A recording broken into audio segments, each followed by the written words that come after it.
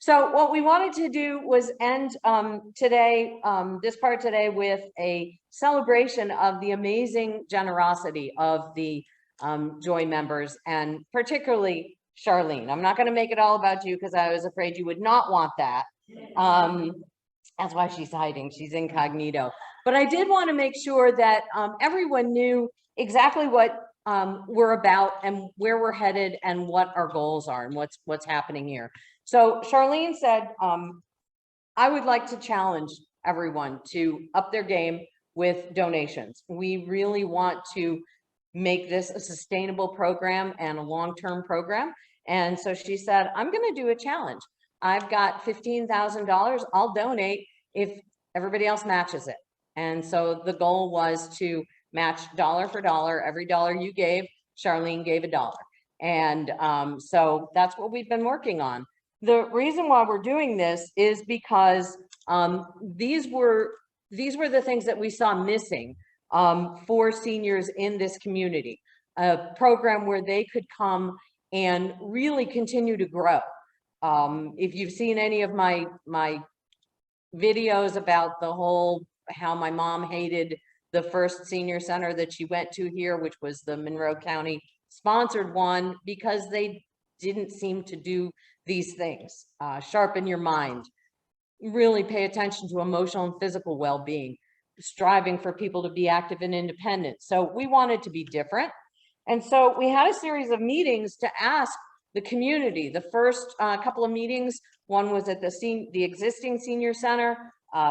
We also had some meetings at the sheriff's office meeting room. We had some at Key Largo Library. We invited the public and to get the input. Is this just our crazy idea, or is this an important thing for the community? And we had people like the guy sitting in front there was a reporter who wanted to see what was happening. Sitting next to him in that left-hand picture is Commissioner David Rice. Kevin Wilson, as assistant administrator, was also there. So we were really trying to get input and see.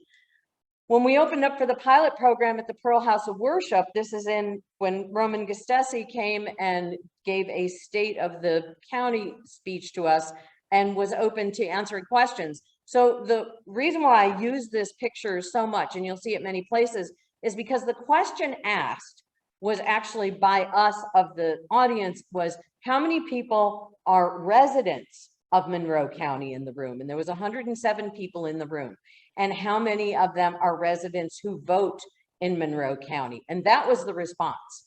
So I really wanted Roman to see that you got to stop ignoring senior citizens, that the people in this community, lots and lots of great programs for kids, and that's awesome. We love kids, but we think that all aspects of our community are important. So I wanted Roman to really see, and the comment he made when he saw that was, oh, I guess we should start paying more attention. Good, that's true. And our initial plan has always been 5 days a week, big program. In fact, how does that saying go? Our eyes are bigger than our stomachs. When we first started out, we were all dreamers. Put 5 people in a room of dreamers, and we were just like, let's just ask for the world. And so, these were the things we wanted. And now we just recently got a grant from Ocean Reef Community Foundation to do a pilot program for teens for after school. So 1 day a week in the fall, we'll start with teens. We think it's important. So we went around, and Charlene was one of the people on the committees who went, you investigated Largo, correct? Which interestingly, you didn't investigate, you did Homestead. Homestead. They went around, took pictures, talked to the people, find out how does it work. Largo, we just randomly chose. This was years ago. These pictures were taken when we first started this whole project. Is also where John Allen came from, the guy who is the new director of Parks and Beaches in Monroe County. So we really see him as an ally. So if you ever meet John Allen, new director of Parks and Beaches, he gets it. He has amazing programs that got started in Largo because of him. So always tell any elected official that you think this is important. We've been working through some budgets of what would it take. I am constantly adjusting the budget. This is the budget where the county gives us a building and the county pays for running that building. because we think that it's the county that should be doing that. We've always felt it was the county. We've waffled back and forth. Well, the county doesn't want to make it happen. Let's do it as just a private nonprofit and go get a bunch of grants. That's been slow going.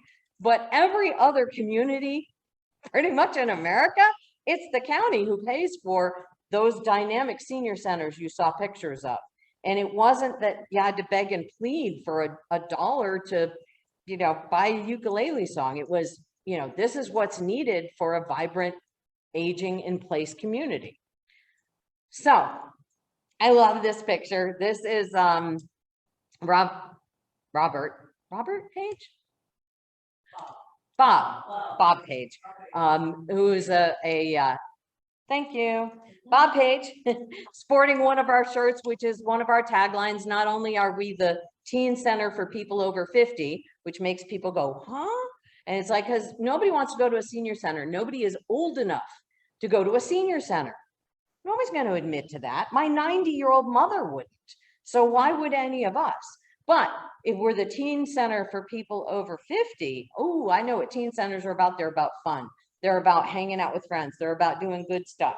So that's why we talk about it that way. And then for people who really don't get it, we fall back on, we're not your grandparents' senior center, okay? Because aging has changed over the years. And when people talk about senior centers, they often have a misconception. So I tried my very best to pull together as many possible pictures as I could. And believe me, some I got quite easily, some I'm just a digital internet thief. But this is the slideshow of the people who rose to the challenge and came to challenge Charlene's purse and checkbook and have donated to the Joy Center in just the month of April plus till now. This is Charlene's Challenge Wall of Heroes. So if you see somebody you recognize who's not in the room, because most of them aren't in the room, then I want you to please thank them. Thank them for supporting Joy, and thank all of you for being in the room, for being here, for making this happen, making this important, making it viable. Like I said, I didn't get everybody's picture, but I sure tried hard. Some people aren't on social media, so it's hard to steal if I can't find you. Some of these people we found because we did the Tech Savvy Seniors on the Go program, which was going to Key Largo Library, the Jewish Community Center, the Burton Memorial Church, and bringing the tech classes to there. That was an $8,000 grant from the Community Foundation of the Florida Keys. Silver Shores, thank you. Some of these people we found, I love this one, surprise. I didn't know how else to find your sister-in-law. Sister-in-law or sister? It's your sister. Well, she donated. So I thought, oh, how much fun to show Terry, like how she looked yesterday. So, and of course, without Charlene to make all of this kind of jumpstart and put a little fire under us, this wouldn't have happened. So we envision a community center for lifelong learners. By adding the teens to it, we intend to have some intergenerational learning. Oops, forward that one, sorry. These are just some of the fun things we've had. If you've only just come to Joy recently, then as I was looking through these pictures, it was a combination of, it was bittersweet because wow, before COVID hit, didn't we have fun? And there are so many fun pictures and things that we've done, and we intend to get back to that. And you know, it's going to take, the world is different. It'll take a little while. These are some of the grant awards we got. The first one was the AARP Community Challenge grant, and that helped buy all of these garden supplies. Not those garden supplies though, because we actually had someone build movable boxes, and they were at the location in Key Largo, then they were at the location at Coral Shores, and then they had it. They were a couple of years old, they had just had it. So again, our angel in the second row donated these fabulous garden boxes out here. So if you haven't noticed this little garden, this is lovingly tended by a group called the Moisturizers. And what they do is keep everything living out there. If you have a green thumb, and John is one of them, if you want to help with the moisturizers, we are always looking for people who will participate and helping keep those things alive, and also reviving the garden and getting excited about it again. Monroe County CARES Act, we got $3,000 as part of the PPE to come back together again. And so we bought masks and gloves and cleaning supplies and all that stuff. It was very, very limited what you could get. And it had to be about getting you open again after COVID. Of course, they did it a year too soon. They weren't even close as to when we actually needed it. So Community Foundation of the Florida Keys, $8,000 technology grant. And then of course, we just got $10,000 from Ocean Reef to start the teen program. Over the years, we have gotten quite a few awards between the BPW Business of the Year Award, Waypoint Foundation for both Denise and I for the Heart Hero Award. Terry and Denise and myself have been unsung heroes for the Community Foundation of the Florida Keys. And I made Volunteer of the Week one year. I don't know when that was. And then the Village just recently in September proclaimed us as important to the community. And so it was a really wonderful proclamation. I have it if you want to hear it, but it's like, oh, they really do recognize us, and the Village does. So when we're talking about what are we going to do with all this money, well, we want a full-time program. And we want to run 5 days a week, and we want to have a building of our own. We don't have to own the building, but if the county would own the building and maintain its own building, we'll provide dynamic programming. Just like you see every Wednesday, we want it 5 days a week.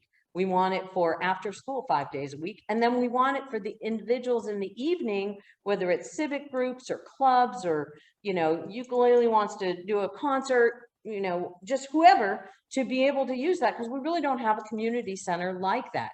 We're very scattered up here. So that's kind of what we're looking at, is we would prefer that they pay for it. The other option, Plan B, isn't such a great thing. It would require leasing a commercial building. I don't know if you've priced real estate lately, but it's not a good idea. Getting grants and sponsors, it's slow going. The initial grant from Ocean Reef, I asked for $82,000. And they went, no, I don't think so.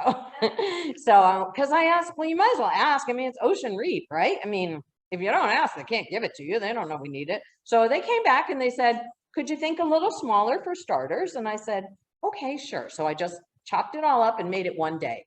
That's all I did. I took the model and I made it 1 day instead of 5 days. And they went, okay, let's see how you do. So, there's always that, but that's a long, slow process. Maybe a combination, because of course we want to make big things happen. So we can do a combination as well.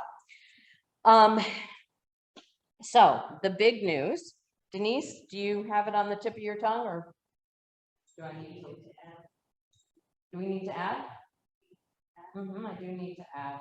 So, we're not going to need a calculator for this. So Dawn Kale, our treasurer. Oh, so let me just acknowledge we have several board members in the room. Blanqui Galvez, who is in the Zoom room, is actually in Miami. And so she's not here, but we have, let me get out of the share so that we can, yes, they're here. Sorry, I'm like, where are the Zoom people? I don't see them anymore.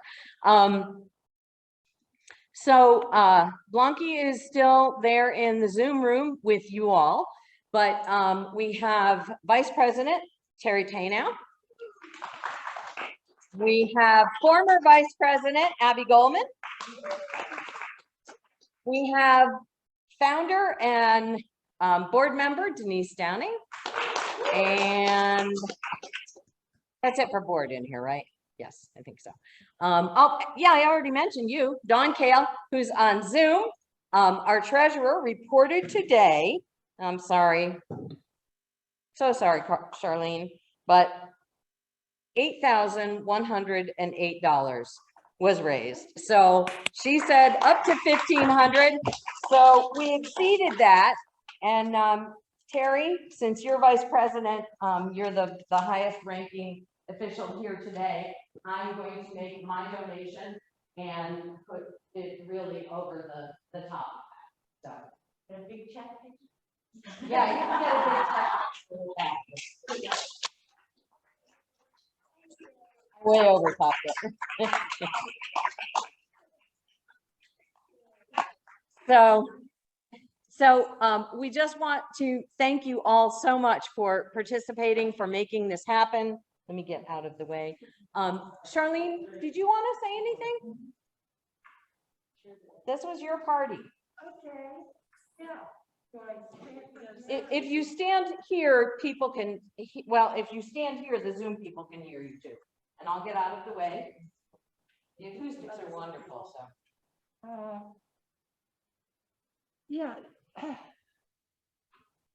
It's a community effort. And I feel blessed that I do have the funds to show my appreciation, to do my part in this for the community. It's for the community. And I just have some wonderful friends that I want to support, that they've been at this for several years, like an ever-ready bunny, and pressing on. And I know I did some volunteer work until the COVID-19 came, but I wanted to. Do I need to talk louder or use the microphone? You're good. You're good. She's signing. Oh, okay. Excuse me. But I am just so happy I got to give back in that way.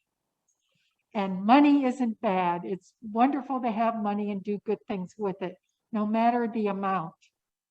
And I do appreciate all of the folks that matched, that were part of the match, but also for you wonderful volunteers, because time is money. If you convert the time that you volunteered into what you've been doing over these years, it's been, oh, I'm sorry. If you put in the time, your volunteer time, and break it down to how many hours you volunteered and equate that with money, you would also be able to. Was it $26 an hour or However, $24 an hour is the current. So anyway, I just think this is the best thing for our community. I appreciate the group, and I'm sorry that I have to wear this. I have an immune system problem. This isn't because you're wearing a mask, this is because I can't hear. Well, to be able to read my lips, that this is not. You can't see your lips, you're too close. So I'm sorry. So anyway, thank you. Thank you.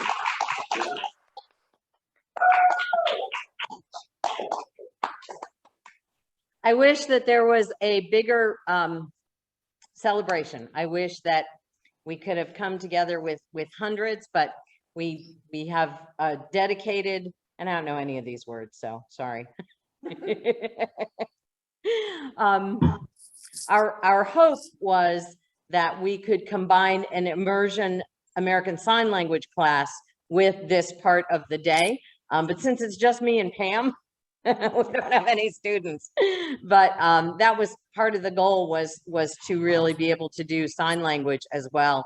And so we were going to combine that. So I'm actually going to say goodbye to everyone who is online, because there is a sign language class that probably some people are waiting to get into. And I'm going to end this one. Thank you so much for being here.